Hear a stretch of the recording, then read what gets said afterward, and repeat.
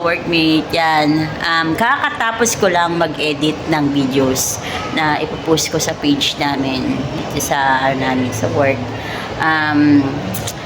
Required kasi siya para pag-boosting ng page namin. Ang hina talaga kasi ng benta. So, alternative na gagawin yun talaga na wala na magawa, nakaupo naman tsaka nakaano.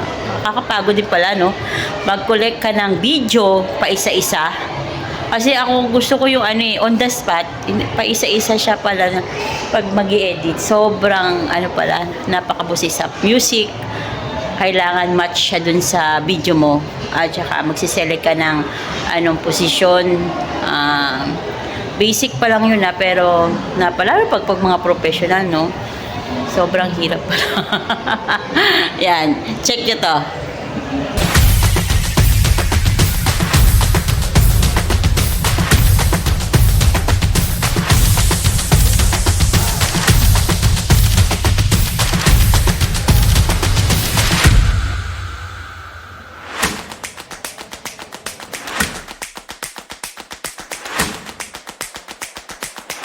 Napanood nyo? Ang dami kong take dyan. Grabe. Kung paano ko siya kukunin na posisyon. Nanood lang ako talaga ng mga videos kung paano talaga yung mga positioning, transition, yung mga ganon.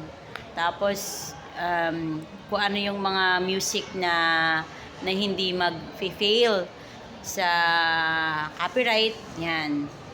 Ganon siya. Tapos, ano pa? Lahat. Ang dami kong take talaga. Tapos ang dami kong mga video na syempre hindi naman nagkagandahan yung phone natin, no? Yung phone natin pang ano lang. Pang alam mo na. Ayan. Kaya hopefully is mag-wish siya ng maganda sa page namin. Sana talaga. Ayan. I hope nagugustuhan nyo rin. Bye. Salamat.